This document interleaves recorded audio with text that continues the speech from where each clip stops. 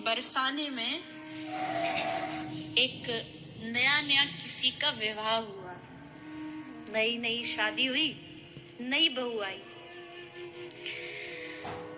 तो ये जो विवाह हुआ बरसाने में, तो ब्रज जिसके घर बहू आई थी, यानी जो सास थी उसकी, वो राधा रानी को अपने बेटे के ब्याह में निमंत्रण देना भूल गए।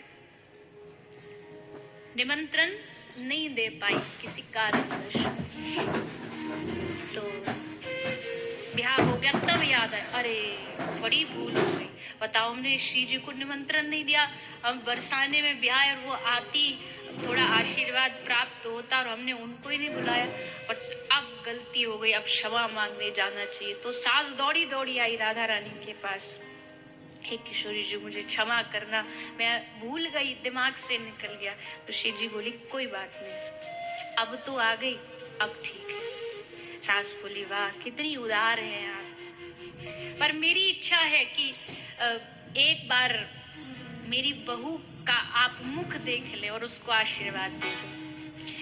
राधा रानी बोली, ठीक है, उसको यहीं महल में ले आओ। तो सास जा रही है महल में अपनी बहू को ले जाने के लिए।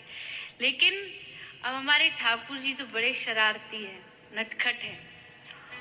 सास पहुंचे वाते पहले वाके घर पहुंच गए, और जो नई बहू आई वाते कही, तू सो जा, तेरी सास ने कही है कि अभी वो वाकू देर लगेगी आने में, तू सो जा। वाकू सुला दियो और खुद बहू को श्रृंगार करके घूंघट करके बैठ गई।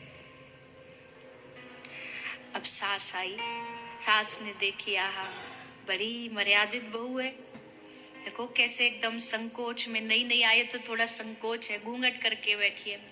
चल, वो ऐसे इशारे से पूछा, कहा? बोले, तुझे हमारी ब्रज की जो ठकुरानी है उनके दर्शन कराने लेके चलूं, चल मेरे साथ। चलेगी? अब भीतर तो रसगुल्ले फूट रहे हैं कि आज हमको श्री जी के दर्शन होंगे। तो घूंघट करके बहू लेके पहुंच गई किशोरी जी के पास। बहू ने जाके हाथ जोड़ करके प्रणाम किया। तो राधा रानी ने आशीर्वाद दियो कि अपने प्रियतम की हमेशा प्रिय रहो। आहा, ठाकुर गदगद हो गए, वाह इतना बढ़िया आशीर्वाद मिल गयो। फिर जाके बाद ठाकुर जी ने, अब आशीर्वाद कैसे लोगे? चरण स्पर्श करके तो लोगे। अब ठाकुर जी को ये अवसर मिला कि हम एक बार श्री जी के चरण स्पर्श कर लें। तो ठाकुर जी चरण स्पर्श करते।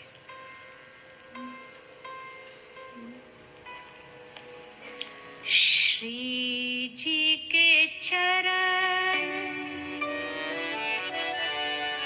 कमल को ध्याकर, श्री जी के चरण